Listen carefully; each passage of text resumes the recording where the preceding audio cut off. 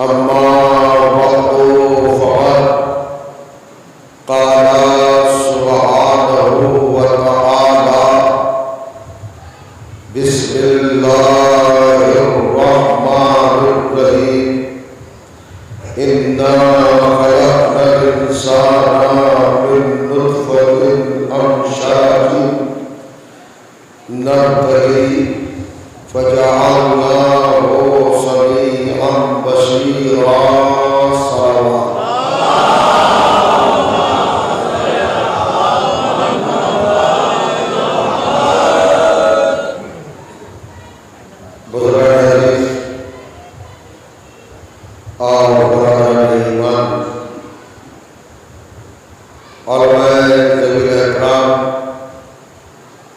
اور اس مقدس بستی کی مقتدر اور نواز شخصیات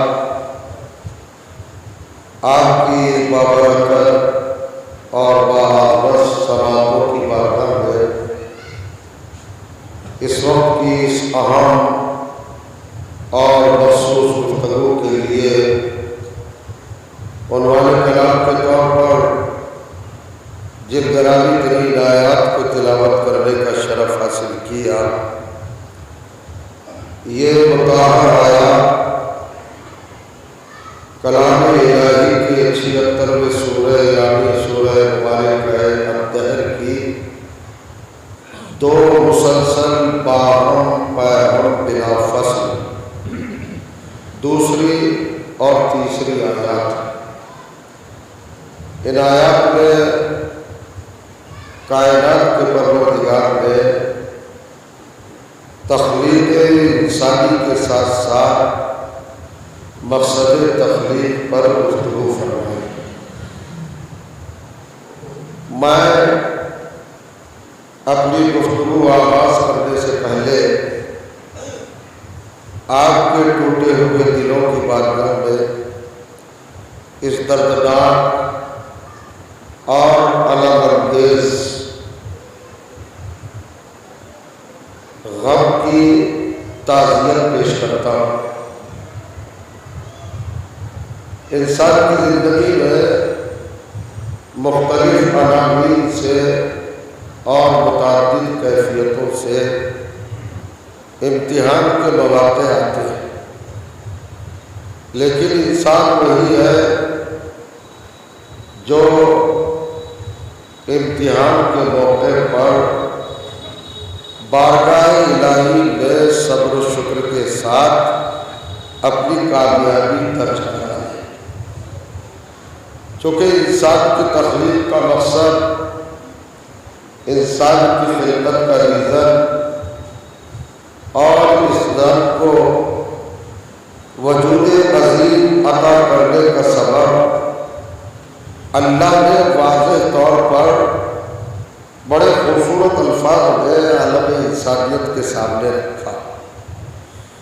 ارشاد ہوتا ہے اِنَّا خَلَقْنَا الْإِنسَانَ مِن نُطْفَةٍ أَمْشَاجٍ نَبْتَلِيهِ، ہم نے انسان کو ماں اور باپ کے ملے جلے جوہر حیات سے خلق کیا، یعنی انسان کے وجود میں، انسان کی ہستی میں، انسان کی ذات میں، انسان کی شخصیت میں، انسان کی پرسنالٹی میں اللہ نے دو حقیقتوں کو مشترک فرمایا، دو صداقتوں کو شامل فرمایا۔ ایک حقیقت کا نام باپ ہے اور ایک صداقت کا نام ماں ہے۔ کوئی بھی انسان اس دنیا میں قانون الہی کے مرتب ہونے کے بعد ایسا نہیں ہے جو ان دو وسیلوں کے بغیر عالم وجود میں آ سکے۔ صبح قیامت تک اب جو بھی انسان پیدا ہوگا، جو بھی بشر پیدا ہوگا، جو بھی آدمی پیدا ہوگا، وہ ماں اور باپ ہی کے ذریعے سے پیدا ہوگا۔ آپ اگر اس آیت کے تیور کو محسوس فرمائے تو پیغام بڑا خوبصورت ہے اور انسانی ہدایت کے لیے ایک مکمل دستور العمل کی کیفیت رکھتا ہے۔ دیکھیے اس پوری کائنات کا پیدا کرنے والا اللہ، اس کے ایک ایک ذرے کو اسی نے پیدا کیا، یہ اتنا بڑا زمین کا فرش اسی نے بچھایا، یہ آسمان کا نیل کو شامیانہ اسی نے معلق کیا، یہ آفتاب و مہتاب کی نورانی قندیلیں اسی نے جگمگائی، یہ ستاروں کی انجمن اسی نے سجائی، یہ سیاروں کی محفل اسی نے جمائی، یہ آکسیجن، یہ ہوائیں، یہ خلائیں، یہ گھٹائیں، یہ پہاڑ، یہ سمندر اور یہ طوبہ، یہ کوثر، یہ سلسبیل، یہ تسبیح، یہ کوثر، یہ غلمان، یہ حوریں، یہ فلک، یہ ملک، سب اللہ ہی نے پیدا کی۔ توجہ چاہ رہا ہوں، یہ ہال پاس، یہ اسپیس، یہ ڈائمینشنز، یہ گلیکسیز، یہ کہکشانیں، یعنی کوئی بھی وجود آپ دریافت کریں، محسوس ہو یا غیر محسوس، اس کا خالق کون ہے؟ اللہ۔ اللہ ہی نے پیدا کیا اور انسان کا خالق بھی اللہ ہی ہے۔ لیکن اگر آپ قرآن کا جائزہ لیں اور آیات کے میدان میں اترنے کی نیت فرمائیں تو آپ کو حیرت ہوگی، اتنی بڑی زمین کو پیدا کیا مگر بغیر ماں باپ کے پیدا کیا، نہ کوئی زمین کا باپ ہے نہ کوئی زمین کی ماں، اتنا بڑا آسمان بغیر ماں باپ کے پیدا کیا، نہ کوئی آسمان کا باپ ہے نہ کوئی آسمان کی ماں، اتنا بڑا سورج بغیر ماں باپ کے پیدا کیا، ایسا چمکتا ہوا خوبصورت ٹھنڈی روشنی دینے والا، دلوں کو قرار بخشنے والا، آنکھوں کو خون کی عطا کرنے والا، یہ چاند اسی نے بنایا مگر بغیر ماں باپ کے بنایا۔ چاند کا نہ کوئی باپ ہے نہ کوئی ماں ہے، لیکن جسے عزت تخلیق بنایا، جسے رونق قومین بنایا، جسے اپنا جانشین بنایا، جسے اپنے صفات کا مظہر بنایا، جسے اپنا خلیفہ بنایا، اس کو تخلیق میں دو حقیقتوں کا محتاج رکھا۔ توجہ چاہتا ہوں، یعنی ماں اور باپ کے بغیر کوئی انسان پیدا ہی نہیں ہو سکتا۔ پروردگار جیسے سورج کو پیدا کیا ویسے انسان کو پیدا کر دیتا، جیسے چاند کو پیدا کیا ویسے انسان کو پیدا کر دیتا، جیسے ستاروں کو پیدا کیا ویسے انسان کو پیدا کر دیتا، جیسے زمین کو پیدا کیا ویسے انسان کو پیدا کر دیتا، جیسے آسمان کو پیدا کیا ویسے ہی انسان کو پیدا کر دیتا۔ ہر ایک کو تو تم نے بغیر ماں باپ کو پیدا کیا، لیکن انسان کی تخلیق میں، وجود میں، زمین میں، خلیل میں، حقیقت میں، صداقت میں، ریالٹی میں، شخصیت میں، ذات میں، ہستی میں دو حقیقتوں کو رکھا، ایک ماں کو اور ایک باپ کو۔ توجہ چاہنا، حالانکہ مسلمان کا بچہ جانتا ہے کہ میرے اللہ کا لقب خاص ہے علی کل شیء قدیر، ہر چیز پر قدرت رکھنے والا۔ ایک کافر مجرم، تو نے انسان کو تخلیق میں ماں باپ کا محتاج کیوں بنایا؟ ایک کے بڑے آسمان بنانے والے، اتنے بڑے سورج کو بنانے والے، اتنی بڑی زمین کو بنانے والے، اس چھوٹے انسان کو ماں باپ کا محتاج کیوں بنایا؟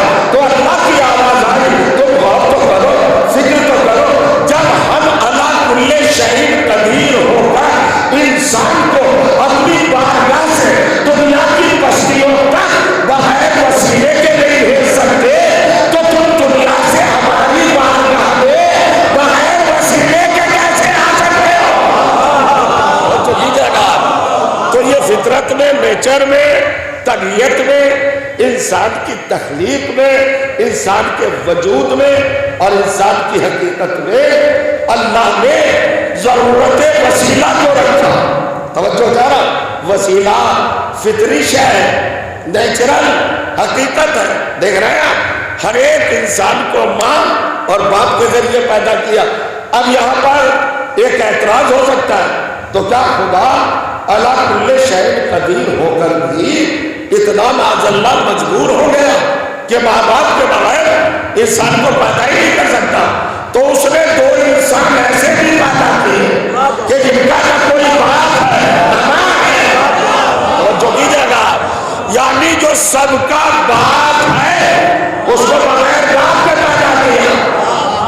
محسوس فرمائے، غور کریں، جو سب کا باپ ہے ابو البشر ہے، فادر آف نیشن ہے، توجہ چاہ رہا ہوں، سب کا باپ ہے، اکلوتا باپ ہے حضرت آدم، اس کو بغیر باپ نے پیدا کیا، اور جو سب کی ماں ہے اس کو بغیر ماں کے پیدا کیا۔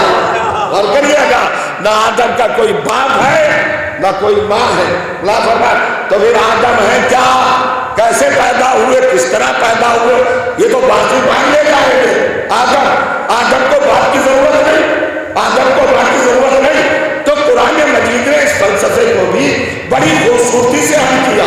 سورہ آل عمران 3 سورہ آیت نمبر 7 ارشاد ہوا، بسم اللہ الرحمن الرحیم، اِنَّا مَثَلَ عِیسیٰ عِندَ اللَّہِ کَمَثَلِ آدَمَ خَلَقَهُ مِن تُرَابٍ، اللہ کے نزدیک حضرت عیسیٰ کی مثال ویسی ہی ہے جیسے حضرت آدم کی مثال، خَلَقَهُ مِن تُرَابٍ، ہم نے آدم کو تراب سے پیدا کیا، توجہ جانا، ابو البشر باپ کو بنایا، خلیفہ باپ کو بنایا، رہبر باپ کو بنایا، رہنما باپ کو بنایا، پیشوا باپ کو بنایا، مصطفیٰ باپ کو بنایا، مطہر باپ کو بنایا، ہادی باپ کو بنایا، پہلے ابن تراب بنایا۔ توجہ چاہنا، کس کا بیٹا بنایا؟ تراب کا بیٹا۔ بلا فرمائے پروردگار تیری مصلحت کے ذریعے ہم جیسے کندماغوں کی سمجھ میں نہیں آتے، حضرت آدم کو کیا بنایا؟ ابن تراب، جو خود تراب کا بیٹا تھا، مٹی کا بیٹا تھا، اس کو اسٹیٹس کیا دیا؟ اس کو سب کا باپ بنا دیا، نبیوں کا باپ، رسولوں کا باپ، ولیوں کا باپ، اماموں کا باپ، خلفاء کا باپ، توجہ چاہنا، ہر ایک مسلمان کا باپ، ہندوؤں کا باپ، عیسائیوں کا باپ، یہودیوں کا باپ، مجوسیوں کا باپ، غور کریے گا، سلاطین کا باپ، بادشاہوں کا باپ، صحابیوں کا باپ، وہابیوں کا باپ۔ غور کرے گا، سلوات پڑھنا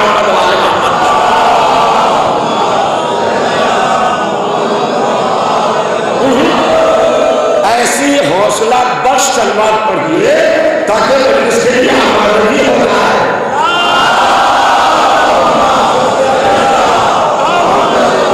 سنیے گا، یہ حضرت آدم کو خلیفہ بھی بنایا، مسجد ملائک بھی بنایا، مگر حقیقت کیا ہے، ریالٹی کیا ہے؟ ابن تراب، فرزند تراب۔ اب کوئی بھی بڑے سے بڑا دنیا کا انسان جب اپنی فضیلت بیان کرے گا تو اس کی پیشانی میں لکھا ہوا نظر آئے گا، ابن تراب، نوح ابن تراب، ابراہیم ابن تراب، موسیٰ ابن تراب۔ اب جتنا بھی بڑا انسان ہو اس دھرتی پر رہنے والا ہر ایک کوئی ابن تراب ہے۔ ایک پروردگار سب کو ابن تراب کیوں بنایا؟ جب یہ اپنے نفس کو رفعت عطا کرنا تھی، اب تو دیکھ لو کائنات میں کوئی نہیں ہو، ہر ایک ابن تراب ہے، اکیلا علی ہے جو ابو تراب ہے۔ سلوات پڑھ دے محمد و آل محمد، یہی کافی ہے۔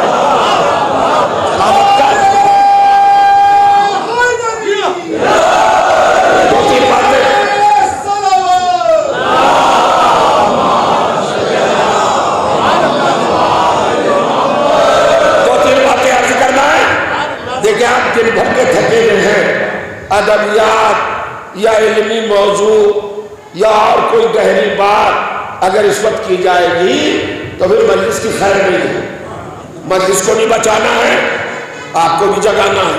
اللہ فرمائے، اللہ نے کیا کہا؟ ہم نے ہر انسان کی تخلیق میں، وجود میں، ہستی میں دو حقیقتوں کو شریک کیا، ایک باپ اور ایک ماں۔ اب جو بھی بچہ پیدا ہوگا وہ دو طرفہ میراث لے کے پیدا ہوگا۔ بہت توجہ چاہ رہا ہوں، باپ کی میراث اور ماں کی میراث۔ میراث میں کیا کیا آئے گا آپ کو بتانے کی ضرورت ہے۔ باپ کے اخلاقیات، ماں کا کردار۔ غور کریے، میں کچھ کہنا چاہ رہا ہوں، باپ کا اخلاق آئے گا، ماں کا کردار آئے گا، اور اللہ نے باپ سے زیادہ اشتراک میں ماں کو زیادہ طاقت دی ہے، نفوذ دیا ہے، رسوخ دیا ہے، اس لیے کہ اگر کہیں کہیں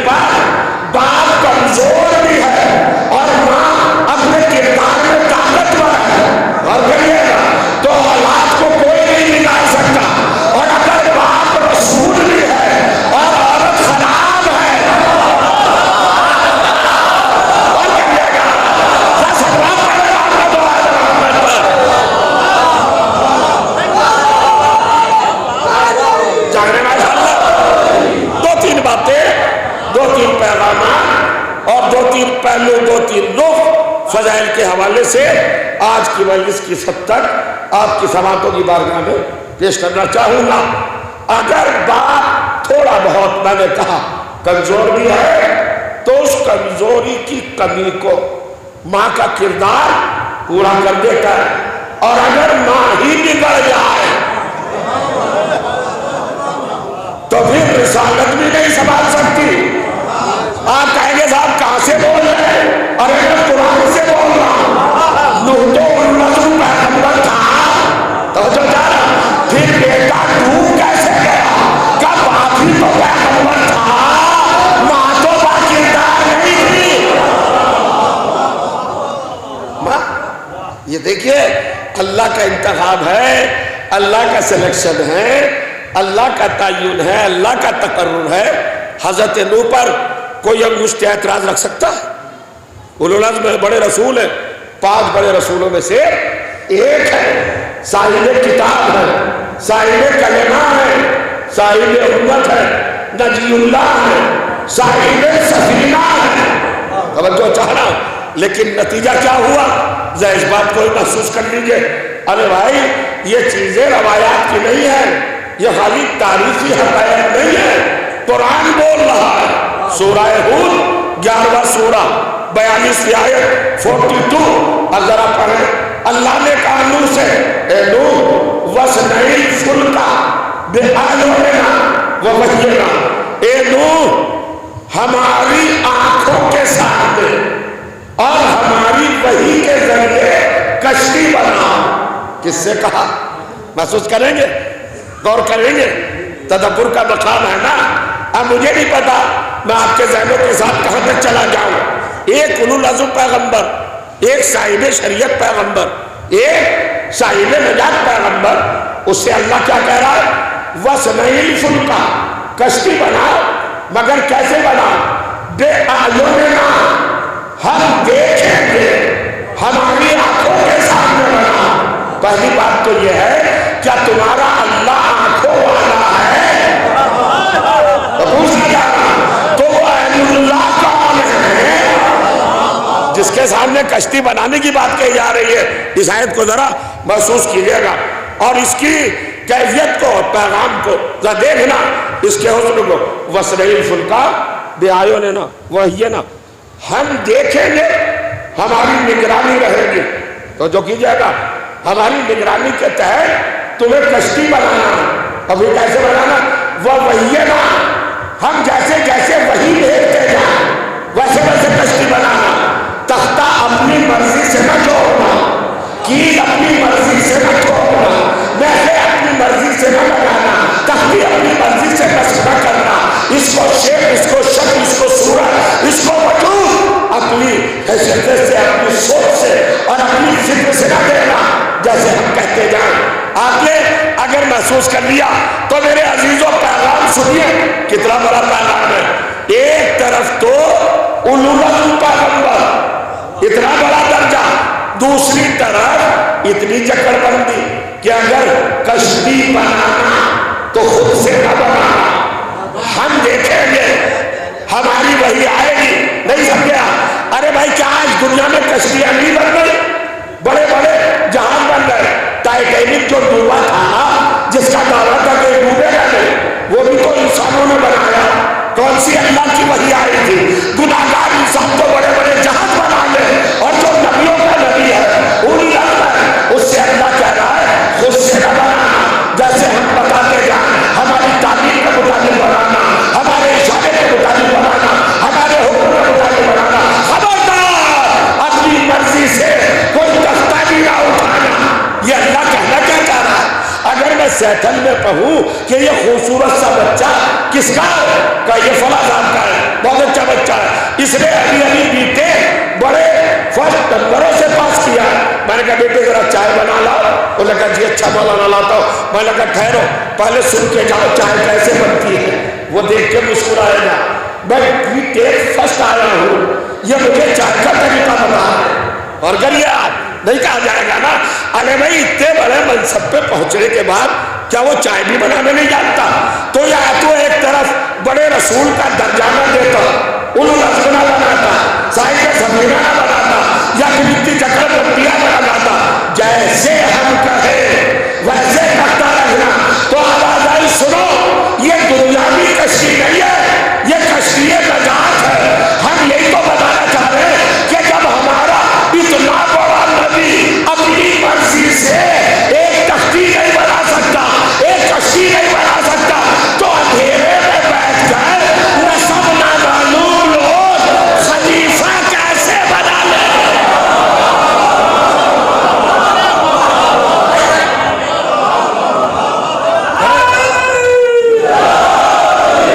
बनाई कश्ती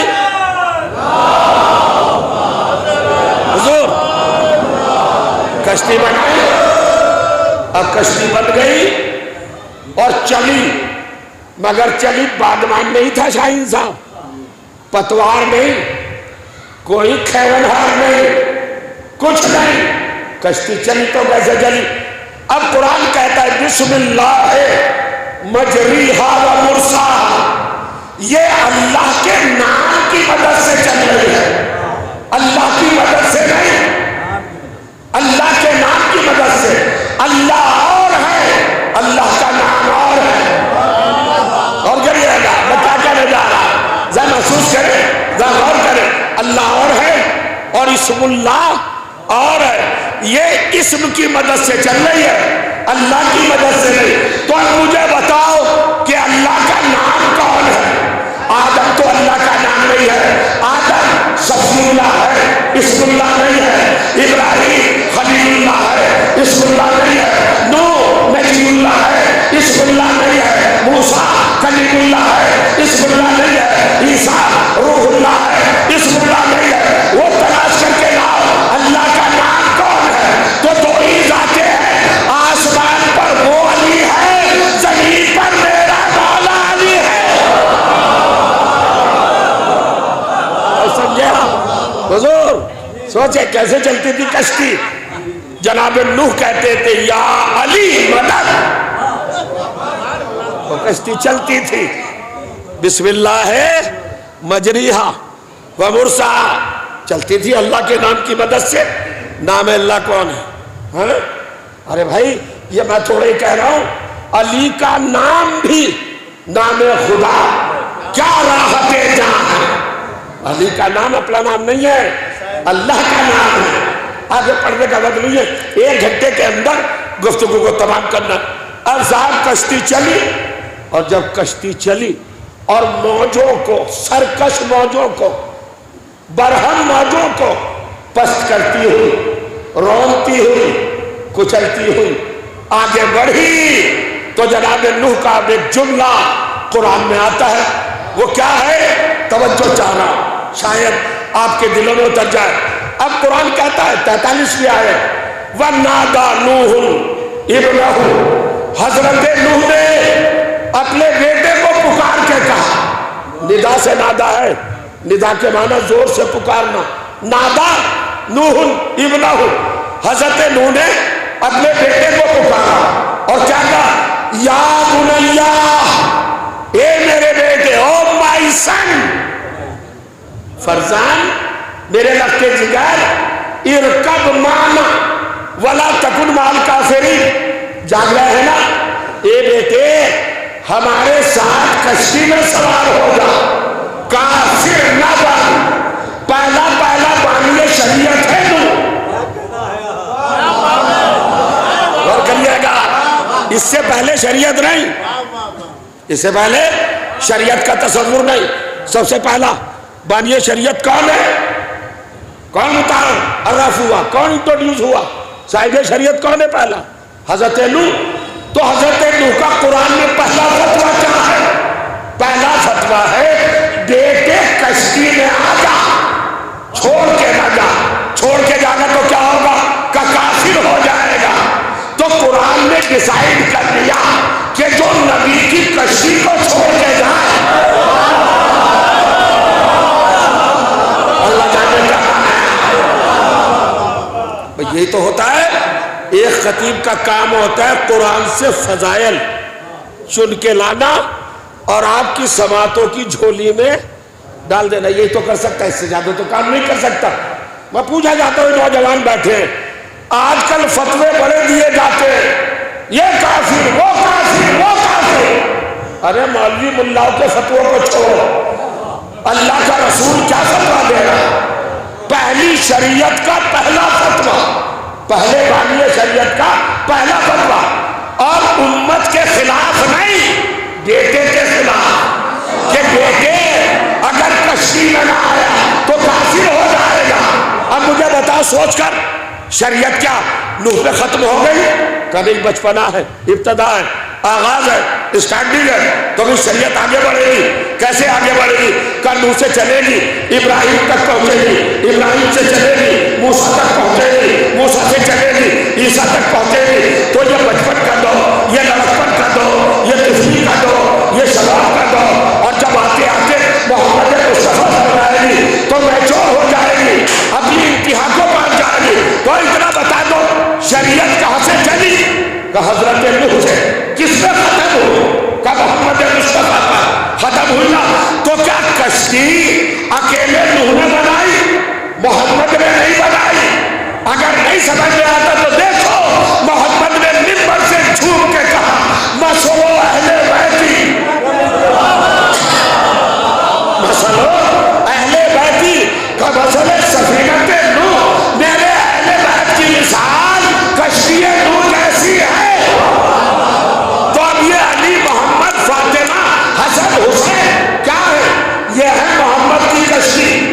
دونوں کشتیوں میں فرق ہے، وہ ہے تختوں کی کشتی، یہ ہے نور کی کشتی، وہ ہے نوح کی کشتی، یہ ہے محمد کی کشتی۔ ارے جو نوح کی کشتی کو نوح کا بیٹا چھوڑ کے چلا جائے وہ تو کافر ہو جائے، اور تم محمد کی کشتی کو چھوڑ دو اور پھر بھی مسلمان رہو۔ مسلمان کیسے ہو سکتا ہے؟ سلام پڑھتے ہیں محمد و آل محمد۔ ذرا اور بلند کر سلام پڑھتے ہیں۔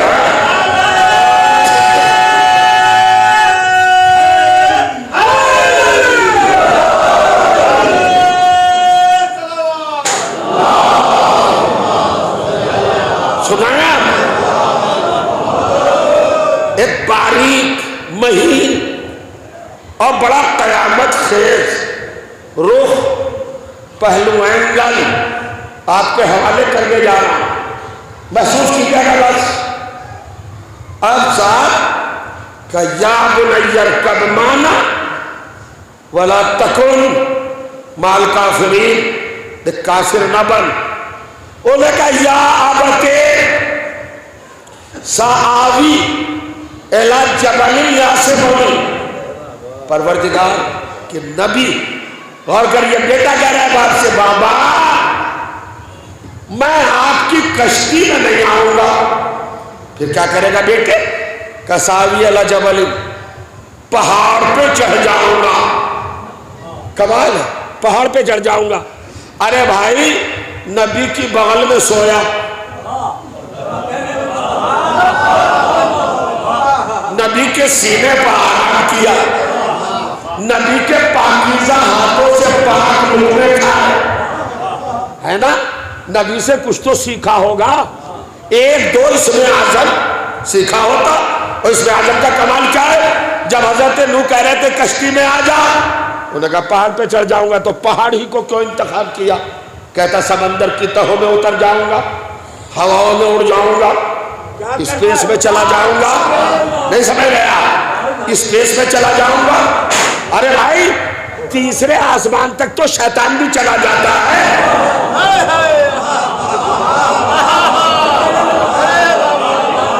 کیا محسوس کیا آپ نے؟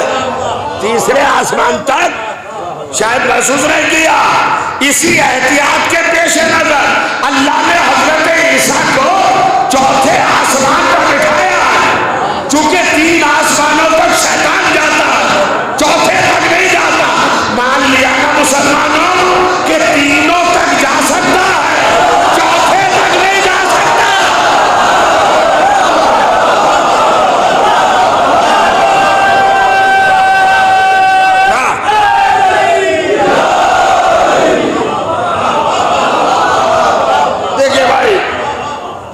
بڑی داد والی تو بات تھی نہیں. ہاں ذرا میں آپ کو تیار کر رہا ہوں کہ علمی حقیقتوں کی گہرائی میں اتر کر بھی ایسے ہی داد دے. کیا کہا؟ ارے بھائی دیکھیے شیطان کو بھی ایک آدھ اسم اعظم آ گیا تھا. اب میں نہیں پڑھوں گا روایت چونکہ وقت نہیں ہے. شیطان کو بھی اسم اعظم آتا تھا. آپ کہیں گے کیسے آتا تھا؟ ارے فرعون کے دربار میں پہنچ گیا پتھر لے کے, پتھر کے سنگریز چھوٹے چھوٹے. سنیے آنے کے بعد کہا اے پرماتما فرعون سے, اے بلڈوزر بابا. ارے مصر کا بلڈوزر بابا ہی تو تھا. لطف نہیں ہے. ماں کے شکم پہ چلاتا تھا بلڈوزر, ماں کی کوکھ میں بچوں کو ذبح کر دیتا تھا. اس سے بڑا ظالم کون ہے؟ پڑھیے قرآن. یذبحون ابناءکم ویستحیون نساءکم. یہ تھی نا بات. تو جو کرے تو پتھر کے ٹکڑے لایا. مجھے آپ کی سماعت پر بڑا بھروسہ ہے. پتھر کے ٹکڑے لانے کا پرماتما پرمیشور, اے میرے بھگوان. قرآن مجید انا ربکم الاعلی, میں تمہارا سب سے بڑا رب ہوں. یہ فرعون کہتا تھا. جو نہیں مانتا تھا اسے قتل کرتا تھا. تو شیطان نے آ کے کہا اے میرے پرماتما, میرے بھگوان, میرے رب. وہ کہا کیا بات ہے؟ کہ بھوک لگی ہے. تو تو رازق ہے نا, یہ لابھارتی والا راشن نہیں. سنیے گا, کہتا ہے مجھے بھوک لگی ہے بھگوان. کہ پھر کیا چاہیے؟ میرا دسترخوان کھلا ہے, بچھائے, اوپر میں کھا لے جا کر. کہ یہ کھانا نہیں کھانا, میری طبیعت چاہ رہی کہ انگور کھاؤ. کہ انگور کہاں سے آئے گا؟ کہ ان پتھروں کے ٹکڑوں کو بنا دے. سنیے دیکھ رہے ہیں نا کیسے ذلیل ہوتا ہے ظالم. ان پتھروں کے ٹکڑوں کو انگور بنا کے کہنے کا دماغ خراب ہے, میں کیسے بنا دوں؟ کہ تو اتر خدائی کرسی سے اتر. تو پتھر کے ٹکڑوں کو اگر انگور نہیں بنا سکتا تو اپنے آپ کو اللہ کیسے کہہ رہا ہے, رب کیسے کہہ رہا ہے؟ اس کے بعد کہ دیکھ مسخرے چھچورے کمزاف. شیطان نے ایسے کیا, پھونک ماری, کلے کھا لے, انگور بن گئے. فرعون گھٹنوں میں آ کے کہتا ہے تو کون؟ کہ کوئی ہوئی میں چمتکاری نہیں ہوں, میں ابلیس ہوں, شیطان ہوں. کہ یہ تیرے پاس چمتکار کہتے ہیں؟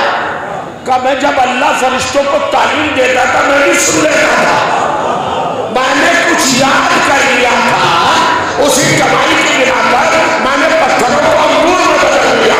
فرعون کہتا ہے اتنا ہوشیار, اتنا عقل مند, اتنا جینیس, پھر جب وقت تجھ پہ آج تک لعنتیں کیوں پڑ رہے ہیں؟ حضرت آدم کو سجدہ کیوں نہیں کیا؟ تو جواب سنو, کہتا ہے سجدہ تو کر لیتا مگر مجھے معلوم تھا کہ آدم کے سر میں تجھ جیسا بے غیرت لیا ہے, اس لیے سجدہ نہیں کیا.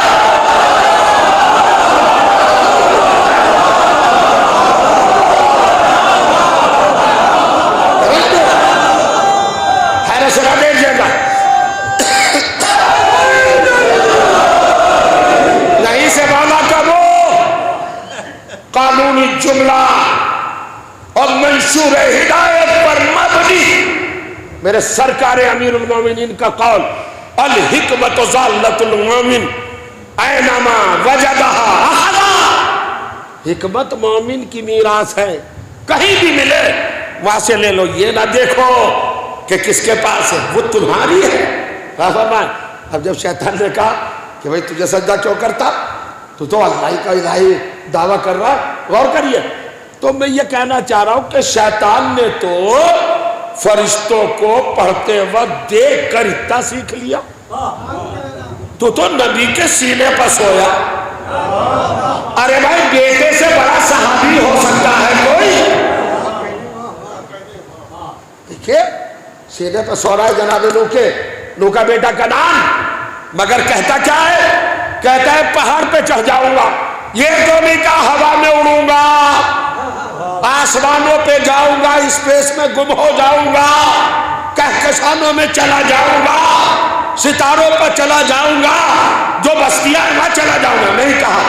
اس نے کہا یا سمونی علی الجبل، اے سعدی علی الجبل، بابا میں پہاڑ پہ چلوں گا. جیسے اس نے کہا پہاڑ پہ چل جاؤں گا، اللہ نے کہا جبرائیل اس جملے کو شامل قرآن کر لے. کہ پروردگار کوئی حکمت کا حکمت، تاکہ صبح قیامت تک ایک اعلان رہے، ایک اظہار رہے کہ جب جب نبی سے بغاوت کی جائے گی پہاڑوں کا سہارا لیا جائے گا. پہاڑی پہ چڑھے گا نبی کو چھوڑنے والا، نبی کے فرمان کو چھوڑنے والا، نبی کی ذات کو چھوڑنے والا، نبی سے بغاوت کرنے والا کہاں جائے گا؟ پہاڑ پر جائے گا. آج کل بڑے اتحادی پیدا ہو رہے ہیں اور اتحاد کا دور ہے. مسلمانوں پہ بڑا قہر ہے، بڑا ظلم ہے، بڑا دباؤ ہے. بھائیو ایک ہو جاؤ. اب ایک ہونے کے پس منظر میں کیا کریں؟ ایک ہونے میں کوئی پریشانی نہیں، مگر یہ لوگ جو ہمارے بزرگوں کو برا کہتے وہ کہنا چھوڑ دیں. یعنی اتحاد کی للک میں ہم قرآن سے ٹکرا جائیں.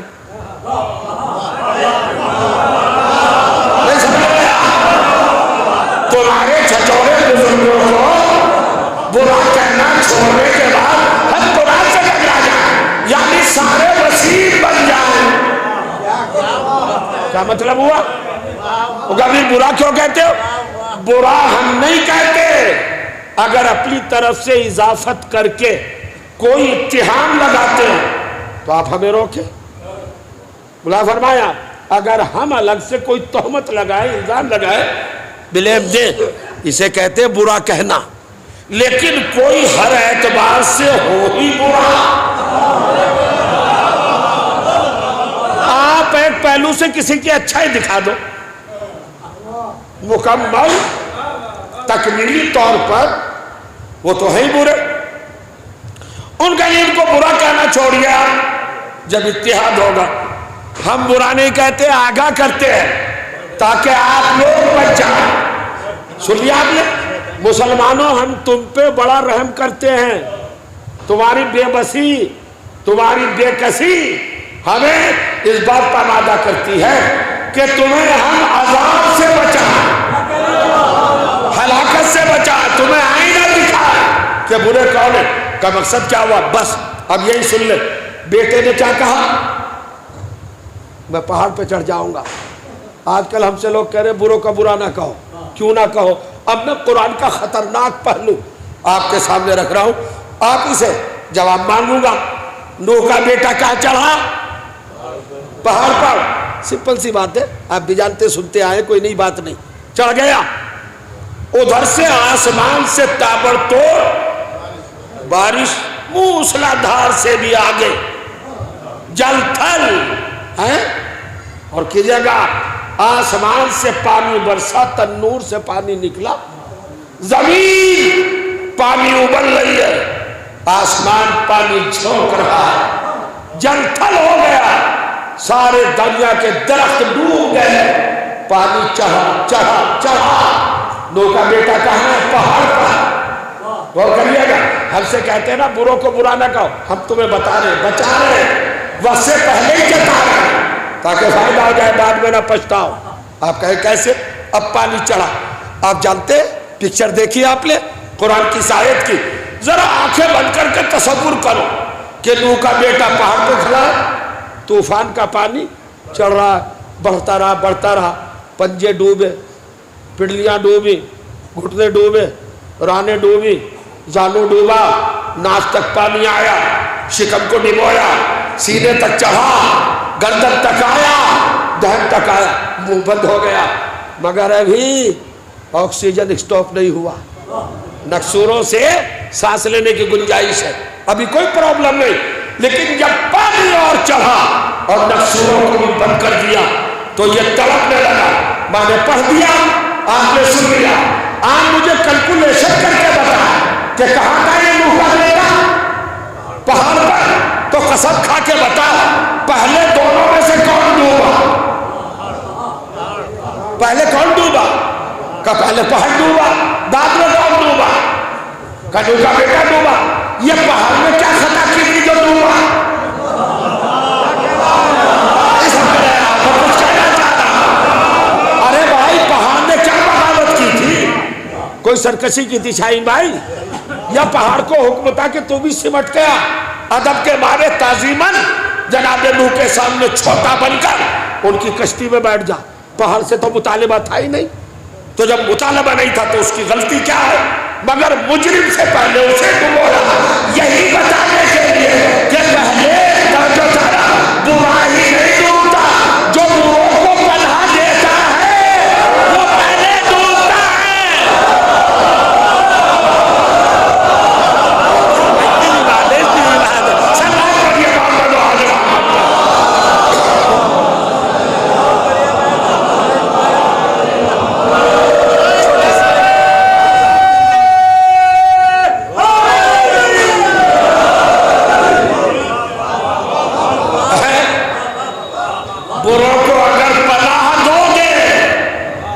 بروں کا اگر دامن پکڑو گے پہلے تم ڈوبو گے، بعد میں برے ڈوبیں گے۔ اب آئیے، یہ تو تھا ایک اصلاحی پہلو قرآن کا۔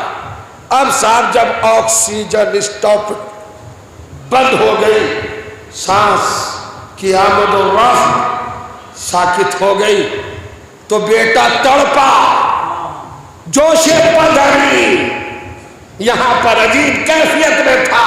پڑھو جا کے قرآن۔ اب جناب نوح کہتے ہیں وَنَادَى نُوحٌ رَبَّهُ، حضرت نوح نے اپنے رب کو پکارا، رب ابنا ان ابنی من اہلی، پروردگار یہ میرا بیٹا ہے اور میرے اہل سے ہے۔ اگر یہ بات سن لی آپ نے تو پوری زندگی کا مقصد حل ہو جائے گا۔ قرآن ہمارے آپ کے لب و لہجے کی کتاب نہیں ہے، یہ الہی کلام ہے۔ محسوس کر رہے ہیں کیا کہا جناب نوح نے؟ اتنا بڑا مارکے کا رسول، وہ کہہ رہا ہے پروردگار انا ابنی، بے شک یہ میرا بیٹا ہے۔ اس کے بعد اضافہ کیا من اہلی، یہ میرے اہل سے بھی ہے۔ جب بیٹا کہہ دیا تھا تو اہل سے کیوں کہا؟ میں چاہ رہا ہوں کہ اسی شان سے سنیے جو شان سماعت ہونا چاہیے۔ باب علم سے وابستہ ہو، شہر علم سے مربوط ہو تو سننا کیا کہا حضرت انہوں نے، یہ میرا بیٹا، بے شک یہ میرا بیٹا۔ پھر اس کے بعد کیا کہا؟ من اہلی، یہ میرے اہل سے بھی۔ اس کا مطلب یہ کہ بیٹا وہ بھی ہو سکتا ہے جو اہل سے نہ بھی ہو، اہل سے ہونا ہی ضروری نہیں ہے۔ بیٹا ہو سکتا ہے۔ ابن عربی میں دو لفظ ہیں، ایک ابن ایک ولد۔ ابن وہ کہلاتا ہے جو صلب سے نہ ہو، ولد وہ کہلاتا ہے جو صلب سے ہو۔ اسی طرح باپ کے لیے بھی دو لفظ ہیں قرآن میں، ایک والد ایک اب، ابو۔ تو جو چاہ رہا ہوں ابو وہ ہے جو ریل باپ نہ ہو، کسی کو ہو کر لے پرورش کرے، نگرانی کرے، اسے عربی میں کہتے ہیں ابو۔ کوئی ضروری نہیں کہ اس کے سن سے ہو، ورنہ پرابلم آ جائے گی۔ اگر آپ کہیں گے ابو ہریرہ، ابو ہریرہ کا مطلب کیا ہے؟ ابو ہریرہ کا مطلب بلی کا باپ، تو کیا اس کے گھر میں بلی پیدا ہوئی؟ نہیں، یہ بلی پالتا تھا۔ پرورش کرنے والے کو بھی اب کہتے ہیں، اور پرورش پانے والا ابن کہلاتا ہے، ولد نہیں کہلاتا۔ حضرت نوح نے کہا انا ابنی، انا ولدی نہیں، اور جو چاہ رہا ہوں یہ میرا بیٹا ہے۔ اور پھر پوچھا کیا جناب نوح کو نہیں معلوم تھا کہ یہ میرے صلب سے نہیں ہے؟ مگر جناب نوح رہتی دنیا تک کے لیے اللہ کی طرف سے ایویڈنس چاہ رہے تھے، پروردگار یہ میرا بیٹا میرے اہل سے۔ اب سنیے، سوچ سمجھ کے فیصلہ لینا۔ اللہ نے رپلائی کیا کی، جواب کیا دیا؟ بیٹا ہونے کو رد نہیں کیا، اہل ہونے کو رد کیا۔ لیسا من اہلی، یہی تک لانا تھا بس حضور۔ توجہ کیجیے گا، دیکھیے گا، قیامت کی بات کہنے جا رہا ہوں۔ اب آئیے ماں اور باپ، اگر ماں کا کردار ڈگمگا جائے تو باپ اگر رسول بھی ہو تو اولاد کو سنبھال نہیں سکتا۔ آپ کہیں گے دلیل یہی ہے، یہ جناب نوح کے شروع سے تھا ہی نہیں۔ اور کریے آپ، ایک کتاب کا حوالہ دے دوں تاکہ مجھے نہ پکڑیے بعد میں، شاہد صاحب ضرور پکڑ لیں گے۔ انہیں بچنے کے لیے حضور فاتح ٹیکسلا محقق اعظم جناب بشیر حسین صاحب انصاری نے کیا کتاب لکھی، تاریخ اسلام، اس میں جناب نوح کے بیٹے کے لیے جو لکھا ہے وہ کہتے ہیں کہ یہ حقیقی بیٹا نہیں تھا، ریئل بیٹا نہیں تھا۔ میں کہہ رہا تھا نا کہ اگر علمی بیان کرنے لگوں تو سو جائیں گے، مجلس بیٹھ جائے گی، اس سے بھی تو بچانا ہے۔ یہ حضرت نوح کا اپنا پروپر ریئل حقیقی بیٹا نہیں۔ اللہ نے کہا لیسا من اہلک انہ عمل غیر صالح۔ اچھا ٹھیک ہے، پھر بیٹا کس کا تھا؟ فاتح ٹیکسلا لکھتے ہیں یہ جناب نوح کی بیوی کا بیٹا تھا۔ سمجھئے اس بات کو، سیتل والے بہت اچھی طرح سمجھیں گے، مجلس سنتے ہیں برابر شعور ہے، فرش اعضا سے رزق معرفت ملتا ہے۔ کیا ہوا؟ یہ نوح کی بیوی کا بیٹا ہے، نوح کا نہیں۔ انہوں نے جو لفظ لکھا وہ یہ ہے پچھلگو۔ کوئی اگر عقد ثانی کرے اور اس کی بیوی مطلقہ ہو یا بیوہ ہو، دوسرے شوہر سے، پہلے شوہر سے کوئی اس کے اولاد ہو، وہ بھی اس کے ساتھ آئے گی۔ تو اب دوسرا شوہر جو ہوگا، سیکنڈ ہسبینڈ، وہ پالے گا اسے، پرورش کے عنوان سے وہ ابن کہلائے گا، ولد نہیں کہلائے گا۔ حضرت نوح کی بیوی رابعہ یہ پہلے سابقہ شوہر کے گھر میں تھی، اب وہ مرا، طلاق ہوئی، اس کی مجھے خبر نہیں۔ یہ پہلے شوہر سے تھا خاندان جسے حضرت نوح نے پالا، بیوی کی نسبت سے ہر ایک نے لکھا نوح کا بیٹا ڈوبا، نوح کا بیٹا ڈوبا۔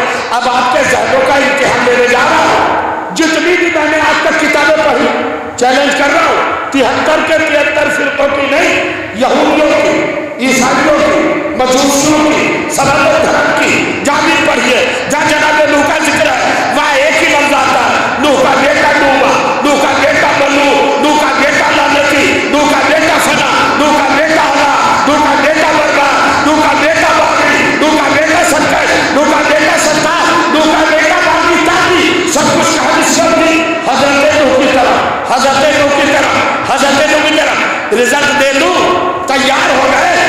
عزیزوں، بیٹا کس کا تھا؟ نوح کی بیوی کا۔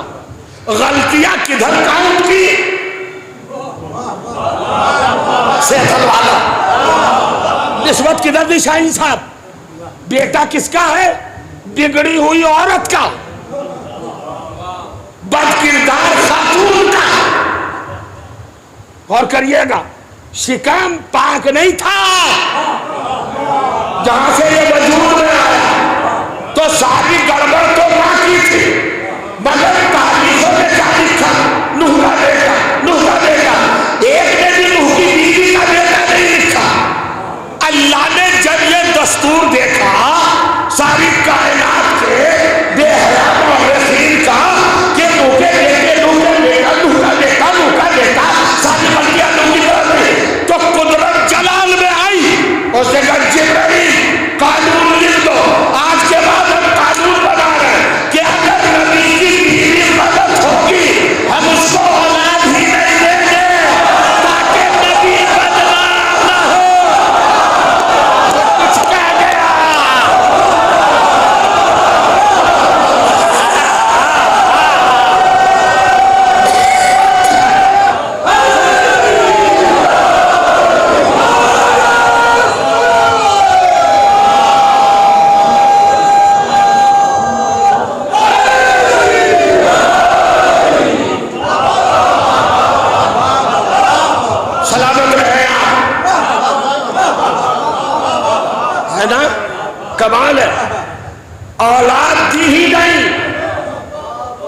کیسی کیسی پیش بندیاں اللہ نے کرداروں کو ظاہر کرنے کے لیے جن کو مصلحت، سیاست، چالاکی، سازش، بدنیتی کے خلاف میں چھپایا تھا، جانتے ان کو کیسے آیا کیا؟ پروردگار عالم نے بلا فرمایا اب چلیے بغیر ماں باپ کے انسان پیدا نہیں ہوگا، مگر دو انسانوں کو اپنی قدرت کا مظاہرہ کرتے ہوئے آدم کو بغیر ماں باپ کے پیدا کیا اور حوا کو بغیر ماں باپ کے پیدا کیا۔ ایک ایسا بھی ہے کہ جس کو بغیر باپ کے پیدا کیا مگر اس کو بھی ماں کی ضرورت پڑی۔ اس کا مطلب ہے کہ گنجائش تھی کہ بغیر باپ کے تو پیدا ہو سکتا ہے آج کے بعد، بغیر ماں کے پیدا نہیں ہوگا۔ یہ ماں کا اشتراک کتنا مضبوط کر دیا اللہ نے۔ اب صاحب حیجان ہوا، حضرت مریم آپ کی خدمت میں ایک تحفہ ہے۔ جناب مریم کو پہلے اللہ نے زمانے کے سامنے کردار کے طور پر بے مثال اعتبار سے پیش کیا۔ ایک لمحے کے لیے اس بی بی نے زمینی کیفیتوں سے رابطہ نہیں رکھا، زمینی کھانا نہیں کھایا، ہمیشہ جنت سے کھانا آیا۔ کہاں سے کھانا آیا؟ جنت سے، بس 5 منٹ، اس سے زیادہ نہیں۔ حضرت مریم کے لیے کہاں سے کھانا آیا؟ ہمیشہ جنت سے، جنت سے۔ حضور اب آپ سوچ رہے ہو گے میرے نوجوان، میری قوم کے یہ نونہال، یہ ملت کا فیوچر، مستقبل، یہ سوچ رہا ہوگا اپنی طرف سے کہہ رہے ہیں۔ نہیں شاہد بھائی آپ تھوڑا سا خاموش ہیں واقعی، چلیے تو پھر گزارش نہیں تو حق ہے، بزرگ ہے بھائی سوچ سکتے ہیں۔ سنیے اب ایک منزل، ایک آیت، حضور اجازت ہے تقی صاحب؟ میں سوچا کہ 1 گھنٹے کے اندر ہی فضل تو کم سے کم تمام ہی ہو جائے، 2-4 منٹ اگر ہو جائے تو خطبے میں کاؤنٹ کر لیجیے گا۔ سنیے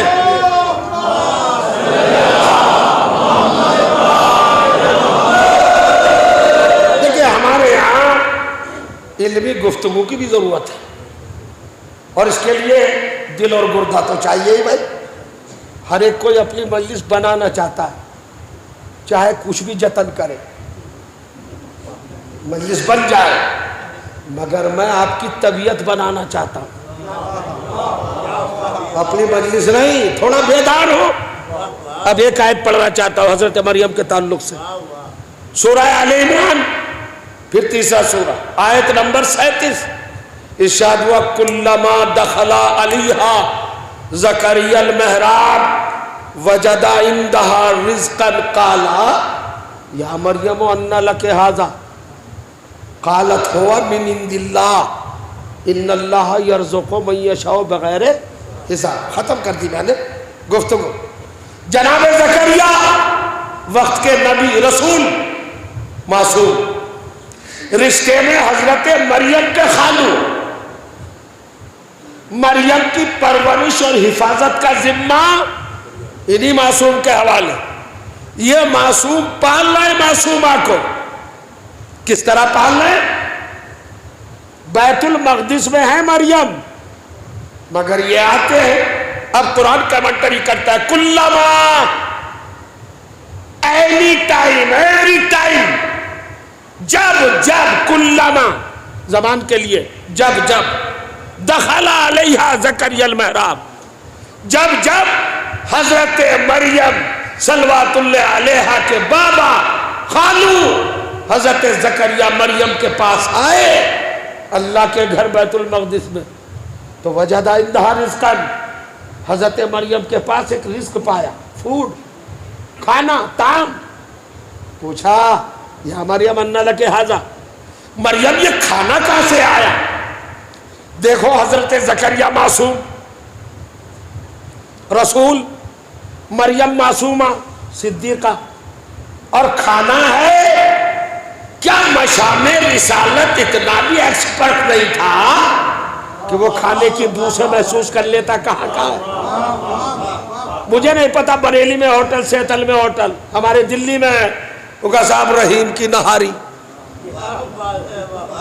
یہ سمجھ رہے ہے نا، یہ باڑے کی نہاری، یہ وہاں کی بریانی، یہ دلی دربار کا قورمہ جب آتا ہے سامنے، کیوں تفغان صاحب جب سامنے آیا تو اسمیل سے، خوشبو سے، اس کے رنگ و روغن سے دیکھ کے فوراً حکم لگا دیا یہ عبد الرحیم کی، ظفر کی ناری ہے، یہ دلی دربار کا قورمہ، یہ عبد الصمد کی بریانی لگا دیتے ہیں۔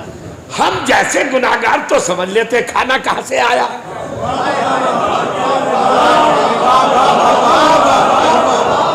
حضرت زکریا تو رسول ہیں، عالم علم غیب ہے، کیا انہیں نہیں پتا تھا یہ کھانا کہاں سے آیا؟ میں قرآن سر پہ رکھ کے حلف اٹھا کے کہہ سکتا ہوں حضرت زکریا علیہ السلام کو 100% معلوم تھا کہ یہ جنت سے کھانا آیا، تو پھر پوچھا کیوں؟ یہ ہے تبلیغ، کیوں پوچھا؟ آپ معصوم، آپ کی یہ بھتیجی معصوم، آپ مطہر، یہ مطہرہ، آپ بے گناہ، یہ بے گناہ، آپ اللہ کے منتخب، یہ اللہ کی منتخب، پھر کیوں پوچھ رہا ہو کھانا کہاں سے آیا؟ کہا رے بے وقوف، مریم کے لیے نہیں پوچھ رہا، قیامت تک آنے والی قوم کی بیٹیوں کے بارے میں ایک سیرت قائم کر رہا کہ جب اپنی بیٹیوں کو جوانی کی طرف دیکھنا اور ان کے پاس وہ چیز دیکھنا جو تم نے نہ دی ہو تو پوچھ لینا یہ کہاں سے آئی۔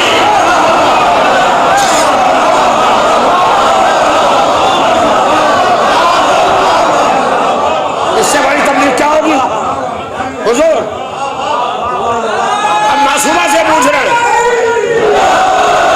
ہم معصومہ سے پوچھ رہے ہیں، میرے گھر کی بیٹی 18 برس کی جوان، میری نور نظر، میں نے اس کے ہاتھ میں دیکھا ہے ایپل کا موبائل، تو خرید کے تو دیا نہیں، کیا پوچھنے کا حق نہیں بیٹی کہاں سے آیا؟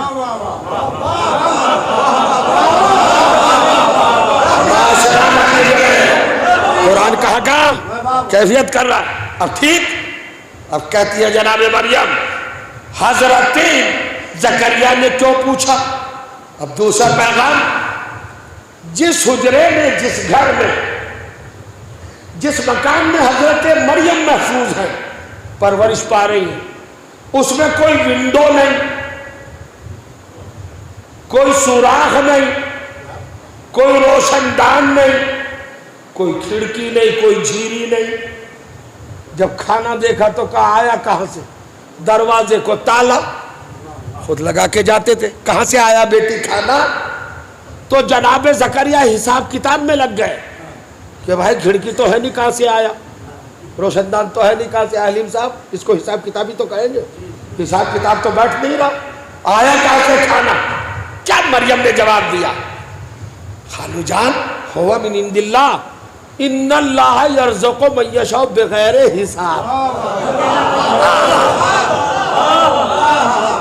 یہ بندوں کی مجبوری حساب کتاب بٹھاتی ہے، اللہ کی قدرت کے سامنے کوئی چیز معنی نہیں رکھتی۔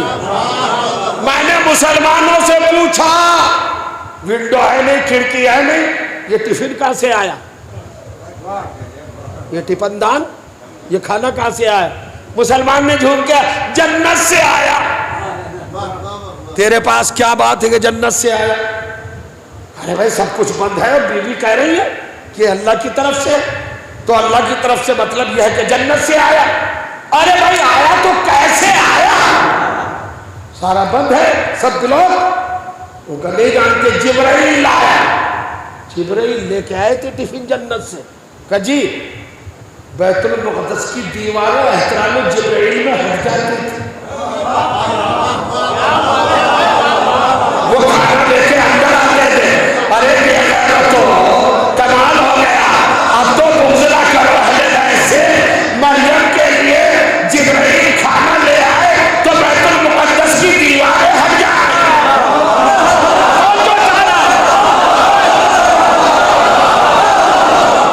سنیے، بتا جبرائیل میں کیا خصوصیت ہے، کیا فضیلت ہے، کیا کمال ہے؟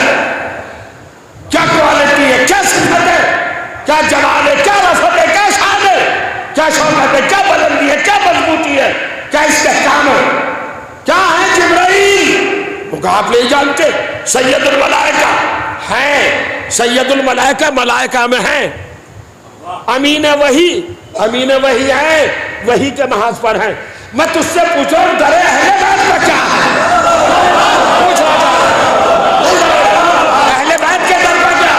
تو اہل بیت کے در پر تو ہم نے صورت میں دیکھا، کبھی جھولا جھولا رہے ہیں، کبھی چکی چلا رہے ہیں، کبھی لباس لا رہے ہیں، کبھی جھاڑو لگا رہے ہیں۔ تو کھل کے کہنا کہ علی کا نوکر ہے، ایک جملہ کہنا جا رہا۔ ارے بے غیرت اب تو مان جاؤ، جب نوکر کے لیے اللہ کے گھر بیت المقدس کی دیوار میں دروازہ بن سکتا ہے تو علی کیسے آقا کے لیے اگر کعبے کی دیوار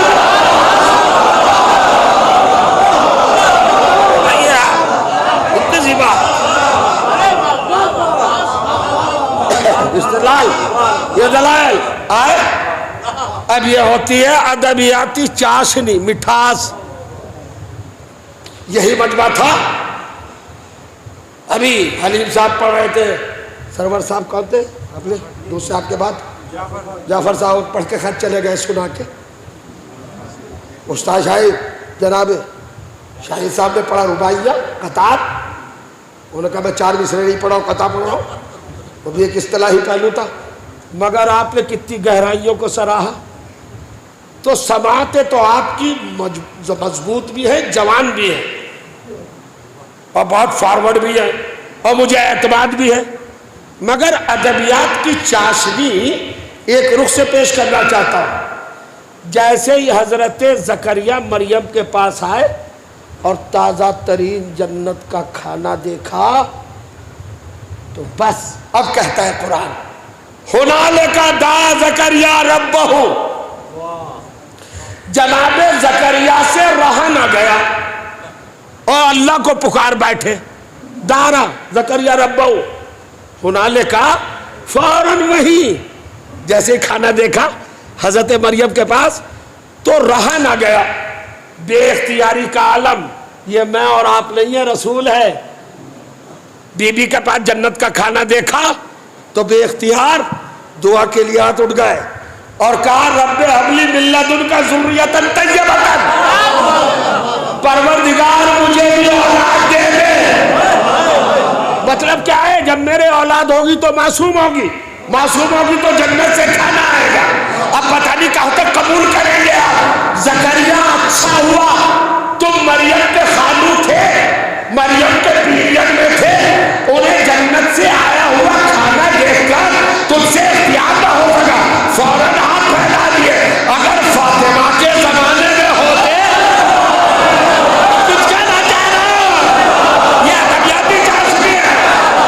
اگر فاطمہ زہرا کے زمانے میں ہوتے، وہاں تو جنت سے کھانا آ رہا تھا تو آج سے سمجھا نہ گیا فاطمہ کے گھر سے تو جنت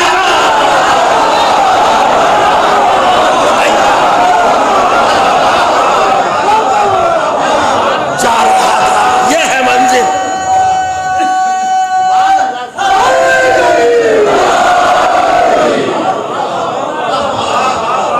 علماء بس گفتگو اب تمام۔ گارجین کون، نگران کون، محافظ کون، مربی کون؟ حضرت مریم کا کون پال رہا ہے؟ زکریا رشتے کے خالو، منصب کے رسول۔ منصب کیا ہے؟ رسول۔ رشتہ کیا ہے؟ خالو۔ جناب مریم کے خالو ہیں۔ اچھا ٹھیک، اب منزل۔ اب میں ممبر سے ایک چیلنج کر رہا ہوں، اب تک نہیں کیا۔ کسی روایت میں دیکھ کے بتانا کہ حضرت زکریا کا کھانا، گھر کا کھانا ایک دن بھی مریم نے کھایا۔ حضرت زکریا کبھی کھانا لائے نہیں۔ قرآن نے کہا جب آئے تو وہاں کھانا پایا، یہ تو نہیں لکھا کھانا لائے، پورے قرآن میں کہیں نہیں۔ بس میری تقریر کا آخری پڑاؤ ہے، اسے نظر انداز نہ کیجیے گا۔ اگر آنکھیں جھپک بھی رہی ہیں، بوجھل ہیں، تو یہ عالی کہہ کے دور کر دیجئے۔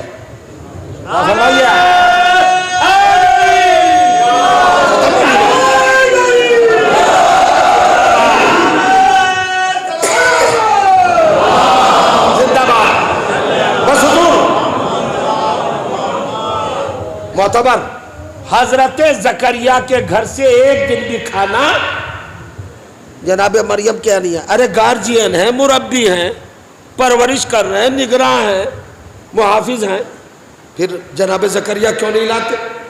کہ یہ اللہ سے پوچھو وہ کیوں بھیجتا ہے. اور مریم کھانا ہمارے گھر سے آئے گا، نبی کے گھر کا بھی کھانا نہیں کھاؤ گے. پروردگار کیوں؟ کہ مریم ہے معصومہ، معصوم کی غذا بھی معصوم ہوتی ہے. بہت توجہ لیجئے، بے قیمت ہو گیا میرا جملہ. معصوم کی غذا معصوم ہوتی ہے. پروردگار تو جناب زکریا کے گھر سے آئے گی نا، جناب مریم کو کھانے دکھا نہیں، ہم اپنی جنت سے بھیجیں گے، وہاں سے بھیجیں. کیوں پروردگار؟ پرابلم کیا ہے؟ کہ میرا زکریا ہی تو معصوم ہے، ان کا پورا گھر تو معصوم نہیں ہے، ان کی بیویاں تو معصوم نہیں ہے. وہاں سے کھانا آئے اور کچھ ملاوٹ ہو جائے اور کھانا غیر معتبر ہو جائے، بس عزیزوں مجلس ختم، رزلٹ آپ کے حوالے. قرآن کی اس سیرت، اللہ کے اس قانون اور اللہ کے اس اقدام سے آپ نے کیا حاصل کیا؟ پوچھنا چاہ رہا ہوں. اللہ کی احتیاط یہ ہے کہ اگر معصوم کے کھانے میں ملاوٹ کا امکان ہو تو اللہ یہاں کا کھانا رکوا دیتا ہے، وہاں سے بھیجتا ہے. اپنی جگہ پہ بیٹھے رہ گئے تو میں سمجھتا ہوں میری مجلس ناکام کبھی نہیں بنا. سنت کیا بنی، قانون کیا بنا، لا کیا بنا، لا آف گاڈ کیا بنا، یہ بھی سمجھانے کی ضرورت ہے. اگر معصوم کے کھانے میں ملاوٹ کا، مکسنگ کا،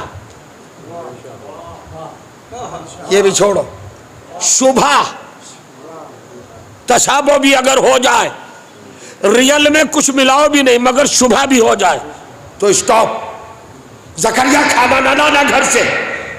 ہمیں سارے ممبروں پہ اعتبار نہیں ہے، پہنچے نہیں. ارے نبی تو معتبر ہے، نبی کے گھر میں رہنے والی معتبر ہو رہی ہے. ہو سکتا ہے کچھ ملا دے. اب بھائی جب تک پوری بات نہیں کہتے آپ دھات دیتے ہی نہیں. ارے جو شہد میں مغافیر ملا دے،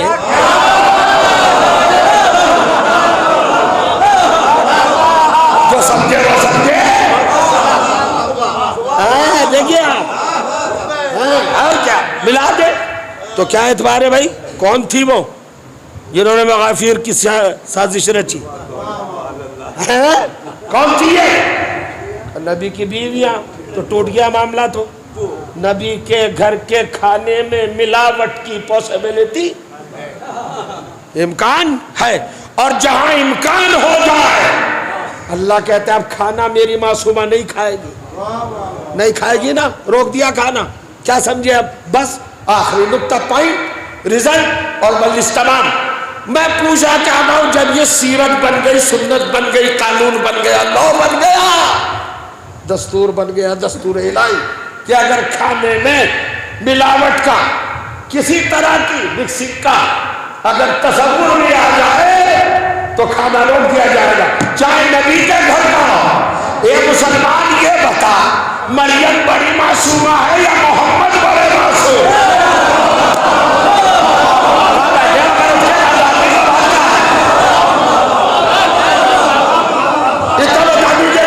مریم بڑی معصومہ ہے یا سید الانبیاء امام المرسلین فاطمہ زہرا کے بابا، صدیقہ کبریٰ کے بابا بڑے معصوم ہیں؟ کیا یہ بھی کوئی پوچھنے کی بات ہے؟ محمد مصطفیٰ تو بہت بڑے معصوم ہیں. تو پھر غیرت نہیں آتی اگر مریم کے بعد میں چھوٹی معصومہ ہوتے ہوئے بھی اللہ کی یہ احتیاط ہے کہ اگر کھانے میں ملاوٹ کا شائبہ ہو جائے تو جنت سے بھیجا جاتا ہے، نبی کے گھر کا بھی کھایا جاتا. اب یہ بتا تیرے محمد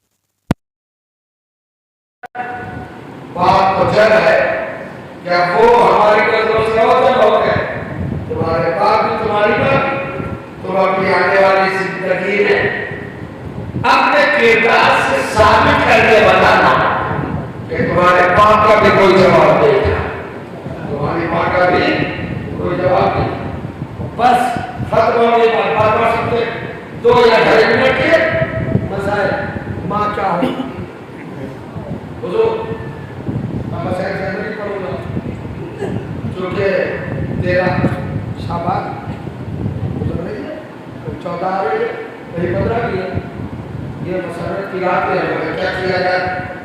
مالے مجلس بھی ضروری ہے، ترغیب کے لیے سارے ثواب کے لیے آنسو کا آنا بھی ضروری ہے، چونکہ مطلوب ظاہرہ عشق ہے، ہمارا بیان نہیں، ہم کتنا بھی بڑا بیان دیتے اسے کیسے روکان دیتی، وہ تو رومان لے کے آتی ہے اور وہی آنسو شہادت کی عالمیان لے جاتی ہے، وہی دریائے مغفرت وسیلہ جزا، اس میں کوئی شک نہیں بات ہے۔ ماں باپ کو تو لوگ دیکھتے بھی ہے، ماں کی کردار کا اظہار بیٹے بہت ضروری ہے، کیونکہ ماں کا کردار کسی نے دیکھا نہیں تھا، پردے میں تھے، اپنے کردار سے ماں کے کردار کی خوبیاں محاسن اور اچھائیاں ظاہر کرے، یہ اس کے اوپر وراثت کا قرض اور فرض بھی ہے، دونوں چیزیں قرض بھی اور فرض بھی۔ ماں کا میں بار بار پڑھ رہا ہوں، ماں ماں وعدہ کیا 2-3 منٹ، مجھے یہ بتاؤ میرے عزیزوں میرے بزرگوں، ماں کی آگوش سے جب سے آپ نے شعور حاصل کیا مجلسیں سنتے آ رہے ہیں، آپ نے کبھی سوچا کہ کربلا کا سب سے بڑا گناہگار کسے تصور کیا جاتا تھا؟ عاشور سے پہلے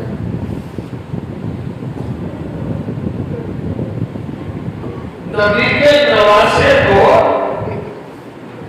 لجاب فرش پہ ہاتھ ڈال کر کربلا کی طرف دوڑنے کو بلایا، وہ رہنا عاشور سے پہلے بڑی کہلا، اب جناب ہولی سے کہلا ہوگا، 2 محرم کو پہلا سجدۃ الشہداء، آپ کے میرے مظلومان کا نبی کے جس فرض پر تشریف فرما ہے مرتجز، جیسے ہم آپ سننا دیتا ہے وہ بھی تاریخ دل کبھی لقاب پر ہوتے آگے بڑھ کے آئے جانا اور ایک جملہ کہا، ہم آپ پر دیکھنا بنا گئے، ہم جہاں لے جائیں گے وہاں جائیں گے، آپ کو جانا پڑے گا۔ اس موقع پر امام حسین نے ایک جملہ کہا،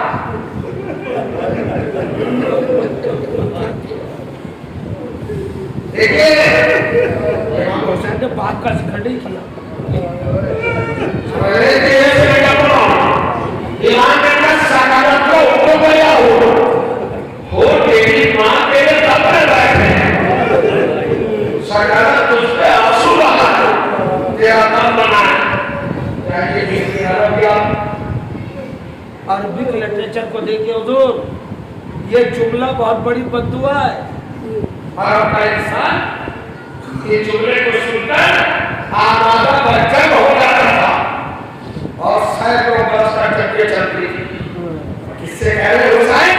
سرکار کی عقید باخبر ہے فارم سے میدان میں تحفظ تھا، اور تحفظ جانتے ہو کس کو کہتے ہیں؟ شجاعت سے آنے کی وجہ، جناب اون صاحب شجاعت ہی نہیں تھے، شجاعت سے بہت آگے گزرنے متحیر تھے، تحمل آبا خدا فارس میدان تحمل دے ہو جو شجاعت سے اتنا آگے۔ جب حسین نے میرے مولا نے کہا تو روایت کہتی ہے اس کی آنکھوں سے آنسو دیکھنا چاہتے اوپر ہوئے اس نے درست کا کام کرتا لگا کہ درست کو چھوڑا 10 قدم پیچھے ہٹا ہاتھوں کو چھوڑا اور ایک جملہ کا فرزند رسول اگر آپ کے علاوہ اس کائنات میں کھلے آسمان کے نیچے نہ رحموں کے آگے میری ماں کا ذکر کر رہا تو میں اس کی زبان کاٹ کے اس کی حویلی میں رکھ دیتا اگر نتیجہ تو یہاں میں ہوں اور ایک جملہ کہا جملہ کیا کہا میرے عقیدے میں آپ کی ماں کا وہ مقام ہے کہ بغیر طہارت کے جن کا نام جائز نہیں ہے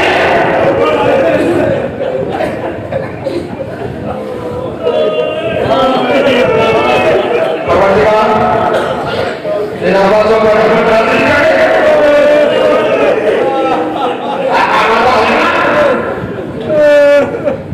ایک مولائی ایک فاطمی اللہ تعالیٰ دو نفوس کا ایک عمل ہے یہ سارے سوال کی وجہ سے یقین بچوں کے بابا کا تذکرہ ایک بات کا ذکر آیا کیا کہا مولا میری شریعت میں آپ اس خاتون کے چونکہ بیٹے ہیں میری شریعت جن کا نام بغیر وضو لینا میں جواز کا یہ شرور بھٹو کس نے دیا کہتے بتا کے ساتھ پڑھئے گا میں نے جگہ میں ہوتی سوال میں آیا پڑھئے ہوتی تحلیل کا مسئلہ میں اب کرنے گئے ہوتی مانے کہتی ہو تو بغیر تحارت میں دودھ ہی نہیں دلایا لولو میں اہل بیت ان کی عزت یہ تھا ان کی تخلیق میں کردار میں اخلاق میں ماں کا شعور شامل تھا ٹھیک ہے اب کیسے چھوٹے کی بات کہی کہ مولا میں آپ کی ماں کا نام تو نہیں لے سکتا تو یہ کہہ کے رونے لگے اب یہاں پر روایت کہتی ہے ایسا جو ہاتھ کی یقولو وہ بچے میں یا ہو نہیں سکتا یہ غیب سے آواز آپ کی سنائی دی یہ ہو تمہیں جنت کی بشارہ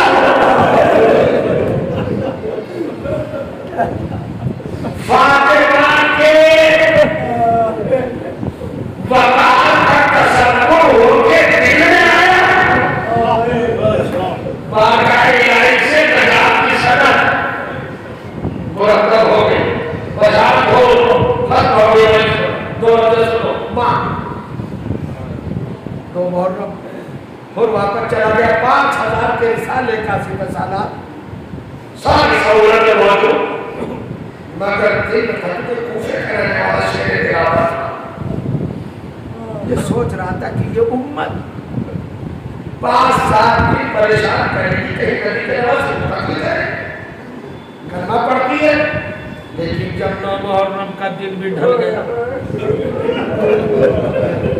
اور ان کو یقین ہو گیا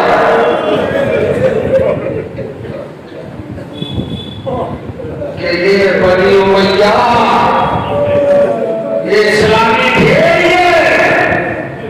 نبی کے نواز سے رکبت ضرور کرے اب ان کے سامنے مشکل بہت بڑی مشکل اب مشکل پہ کیا کرے بچپن کا مولا کا خطبہ سنا تھا نہج البلاغہ میں پڑھنے کا نبیان کو ایک ہوگا مولا کہتے جب کوئی مشکل درپیش ہو تو خلوص دل سے دور میں نماز پڑھو مشکل حل ہو جائے بولنے سوچا اس سے بڑی مشکل کیا ہو دو رکعت نماز پڑھو پھر اپنی مشکل کو پیش کرو حل ہو جائے مگر نماز کے لیے وضو کی ضرورت وضو کرنے کے لیے آستینوں کو کھولا چڑھایا فرات کے کنارے آیا ہاتھ بڑھایا پانی میں ڈالا فرات کے اندر سے آواز آئی کس پانی سے وضو کر رہا ہے جانتا ہے کس کی نیت ہے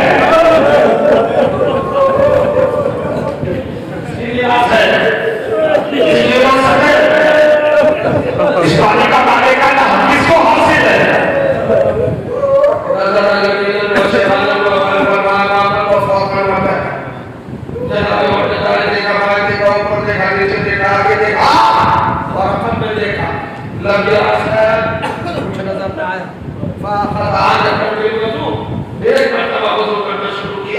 اب تو وضو کرنا شروع کیا تو ایک ریاض سوراخ کی موجود آپس میں سر کر رہا اور ایک آواز نکلی بڑی بھٹاکت کو ہی دراؤ کی کہ ہوں چھپا گیا اور آواز کہتی تھی کرتا اور آگے تک جواب نہیں دیا یہ پانی کس کا اور کیسے آواز نہیں وہ یہ نہیں معلوم وہ آواز آئی تو جب بولے آگے فاتح سرکار مالے تجھے نہیں پتا کہ کائنات کے خبریں سارا پانی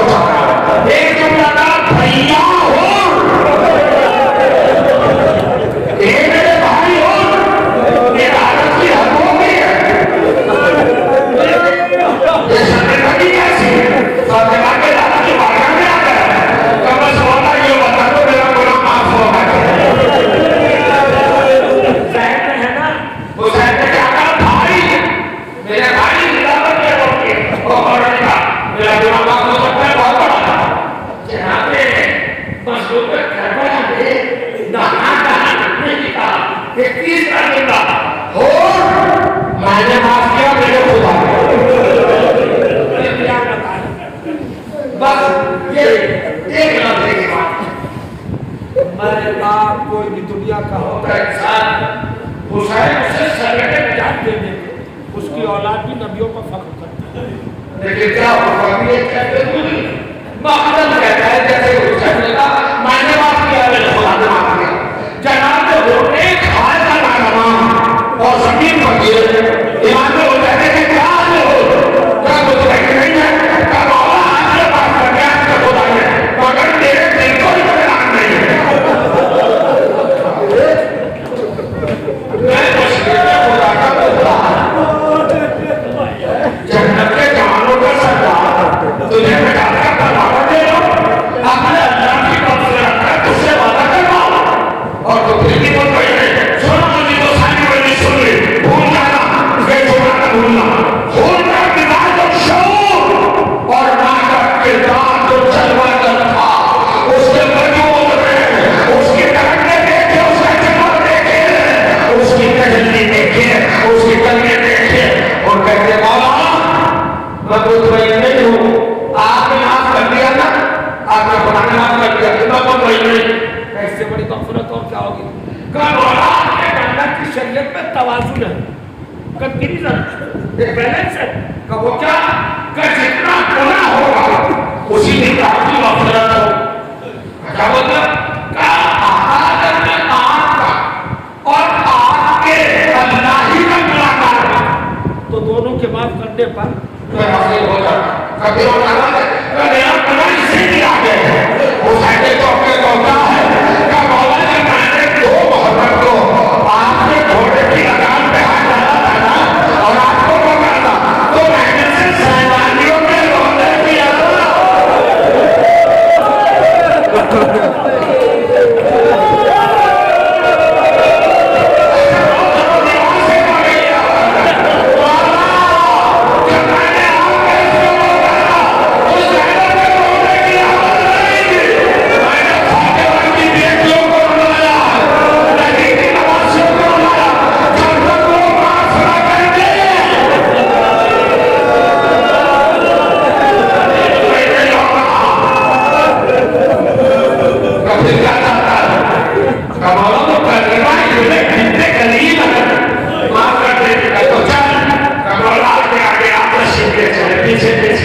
اور جب 10-20 قدم کا فاصلہ رہ جائے شہزادی کے خیال کا تو مجھے بتا دیجیے گا کہ گستاخی نہ ہونا. حسین آ گیا اور پیچھے پیچھے خیمہ قریب آیا. حسین نے کہا ہو وہ آ گیا فخر جنان زینب کا خیمہ یہ سناتا سبزیاں مانا اتارا آسمیوں کو پلٹا درمیان کو جان دیا والوں کو بکھرایا کربلا کی خان ابھی بالوں میں ڈالی آسمان چڑھا کے قدموں سے چلا نہیں گرم زمین پر گیا گھٹنیوں